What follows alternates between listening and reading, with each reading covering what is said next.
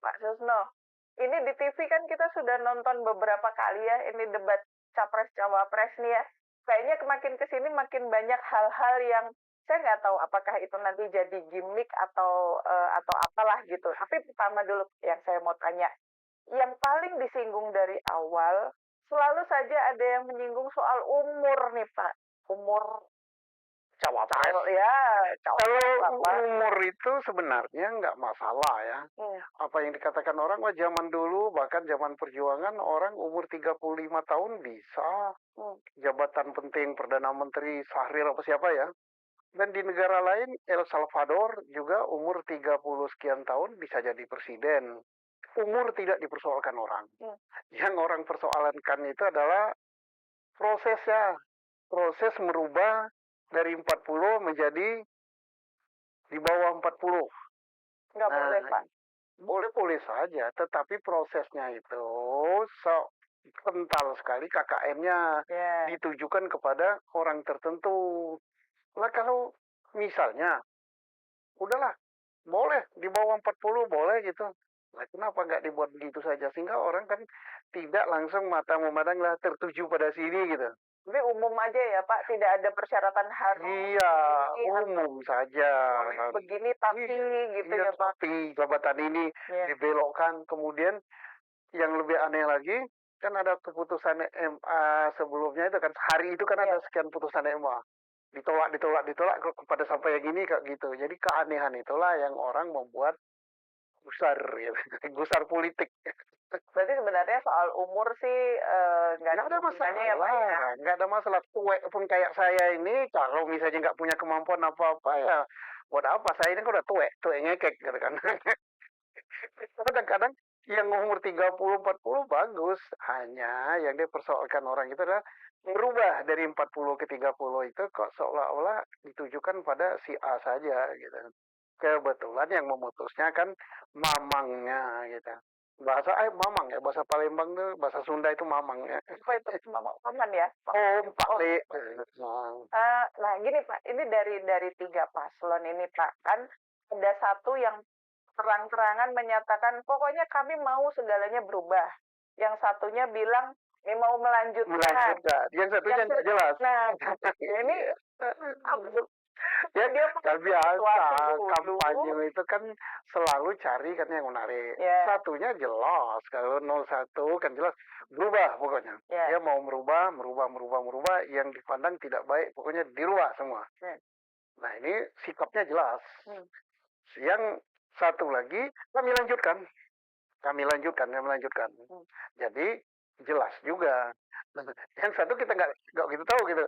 Ini mau merubah, mau melanjutkan, atau mau apa adanya. Untuk memposisikan diri. Nah ini yang jadi pertanyaan orang gitu. Tapi ada juga kita agak menarik ya, pasangan nomor 2-nya, wakilnya gitu. Wakilnya dibuat oleh mereka ya, bukan oleh yang dicalonkan jadi wakil, bahwa akan konsentrasi kepada masalah penegakan hukum gitu. Karena kebetulan kan jabatan beliau sekarang di pemerintahan adalah menteri yang mengkoordinir masalah hukum dan keamanan. Nah, gitu. Apakah lalu arahnya mau ke situ? Menyoroti itu saja gitu maksudnya? Sebenarnya itu nggak usah dikampanyekan ya. Kampanye itu bukan saja pada saat orang itu nyalon. Kampanye yang bagus itu kalau publik cerdas, dan saya yakin publik Indonesia ini, masyarakat Indonesia cerdas. Kampanye itu adalah sekian tahun yang lalu. Apa istilah sekarang itu? Rekam jejak. Nah, kebetulan beliau kan menjabat sebagai menteri yang mengkoordinir bidang itu. Ya kita lihat aja rekam jejaknya. Kan penegak hukum kan di bawah beliau kan, koordinatornya.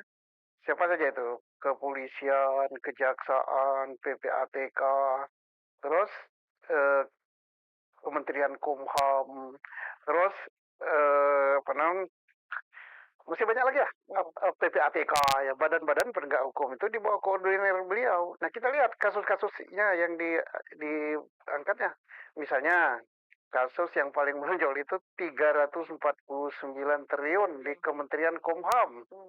Ya tuntas apa enggak? Saya nggak katakan tuntas, nggak katakan berarti, silakan publik menilai. Kasus apa lagi? kasus korupsi di kementerian apa yang menangani masalah internet segala macam ini. BTS, Kominfo, 8,3 triliun tuntas apa enggak?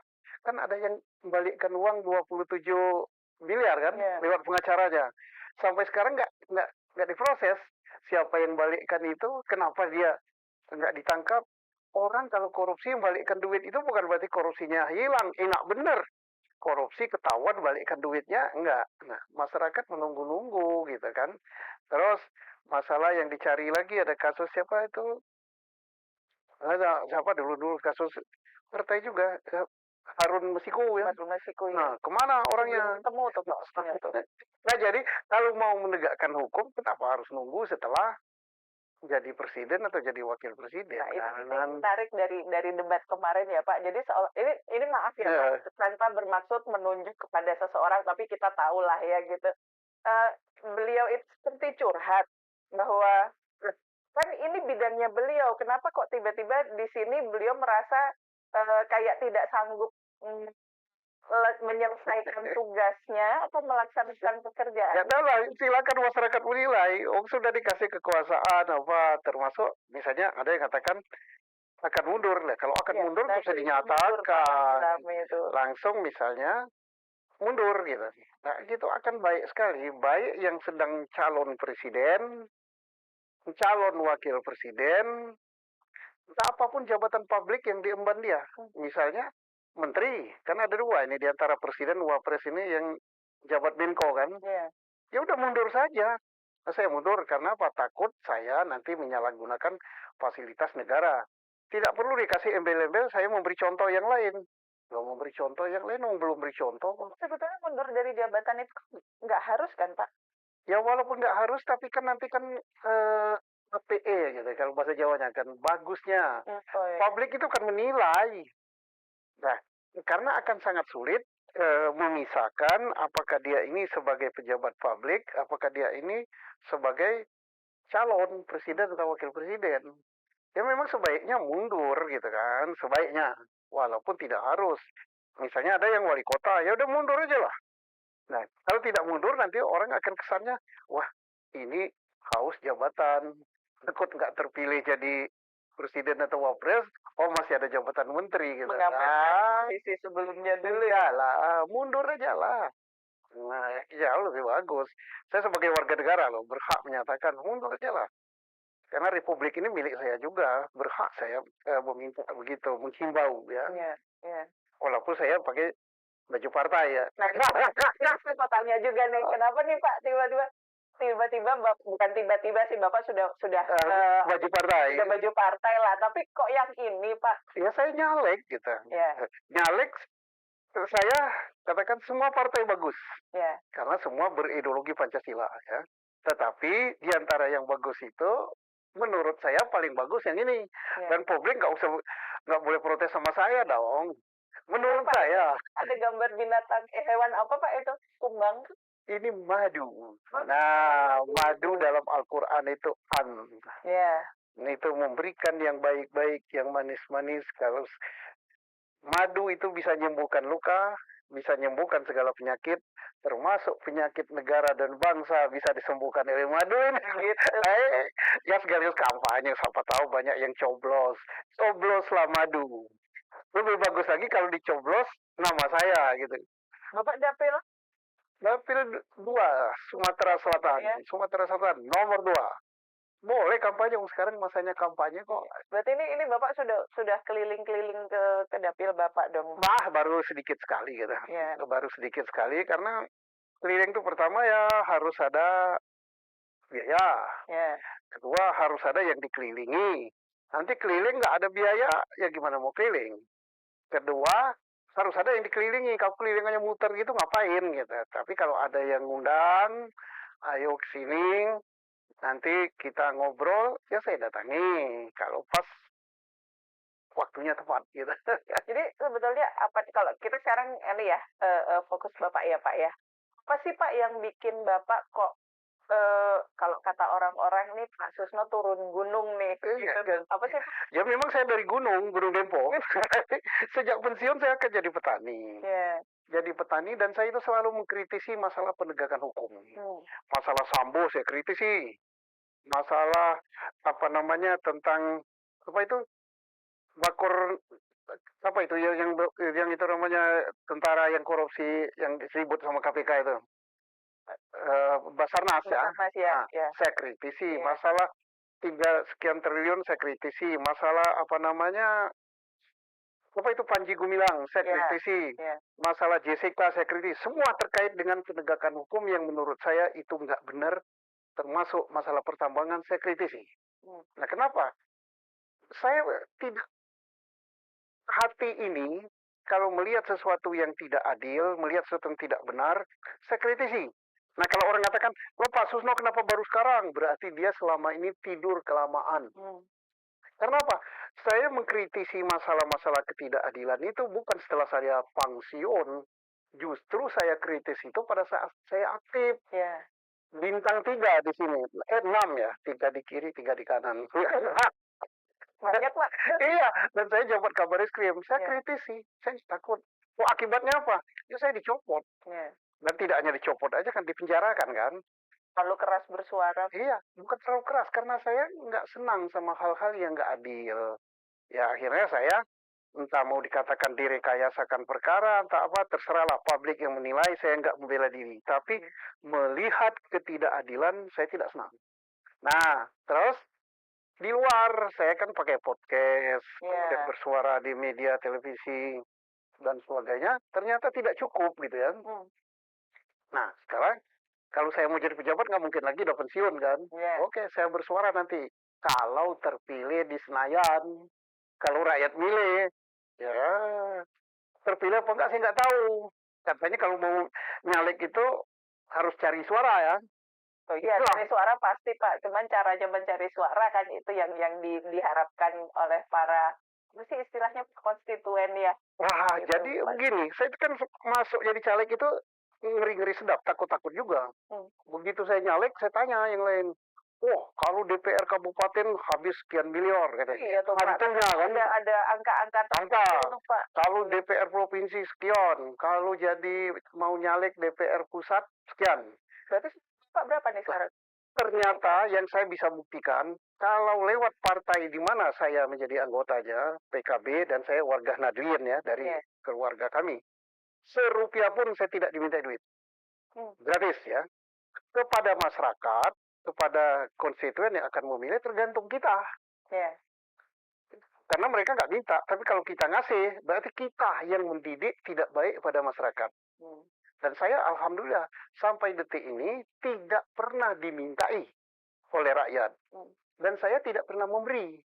Karena kalau saya memberi, sama dengan saya mengkhianati diri sendiri. Dan membuka peluang untuk diminta. Saya benci pada pelanggaran hukum, benci pada korupsi. Kemudian, tapi saya ngajari mereka, ngasih duit pada mereka. Dalam korupsi itu, tindak pidana korupsi, yang memberi sama dengan yang menerima itu sami mawon. Jadi saya tidak akan mendidik masyarakat untuk memberi uang supaya memilih saya. Kan masih banyak masyarakat ini yang baik, yang suci, yang ingin korupsi diberantas. Nah, kelompok-kelompok inilah yang saya ajak, mari kita gabung dengan saya. Saya tidak akan memberi Anda uang, tapi saya berjanji pada diri saya sendiri bahwa mari kita tegakkan kebenaran, keadilan ini secara benar. Berarti yang katanya kalau mau di sini angkanya sekian, mau ini angkanya sekian gitu, tergantung kepada calegnya dong Pak. Ya tergantung calegnya, tergantung partainya, tergantung rakyat. Saya sudah dapat katakan kalau lewat partai saya, PKB, serupiah pun tidak ada duit. Tidak pernah diminta. Bahkan saya diberi ya. Diberi apa? Ya saya belum jadi, udah diberi baju. Diberi KTA gratis, belangko-belangko gratis, nggak pernah kita diminta apa-apa. Ya. Yang penting mau membantu memperjuangkan apa yang menjadi aspirasi partai. Kemana partai saya juga sama. Misi dan visinya sama, ingin menegakkan kebenaran dan keadilan. Kenapa? Kalau saya misi pribadi juga begitu. Kalau tidak diperlakukan tidak benar, tidak adil, dan dizolimi, sakitnya di sini. Saya tidak hanya bicara, saya ngalami hal itu. Nah, makanya jangan terjadi pada rakyat biasa. Yang berikut, saya ini petani. Saya ingin sekali petani itu disejahterakan. Karena apa? Cari pupuk sulit, bibit sulit, hasil produksi pertanian murah harganya. Karet murah, tomat murah, cabai anjlok, jagung kadang-kadang murah. Nah gimana pemerintah ini? Nah kalau saya suarakan di kebun nggak kedengaran. Iya. Ya saya tidak akan meninggalkan pekerjaan, tetap sebagai petani, tetap sebagai purnawirawan, tapi kalau bisa suara saya didengar di Senayan. Kan gitu aja. Semakin mendekat ke Senayan Iya. ya. Jadi Pak, kalau gitu bantu Pak petani-petani itu jangan sampai masa cuma pengen makan tempe aja harus impor sih Pak. Iyalah. Padahal tempe itu katanya makanan rakyat jelata. Tempe mau impor, kacang hijaunya impor, jagung impor, gula impor, beras impor, dengar-dengar ikannya impor. Waduh, nah itu janganlah begitu. Buah durian aja harus impor. Iya. Aduh, itulah. Ya mudah-mudahan nanti sampai lain waktu kita ngobrol lagi di warung kopi.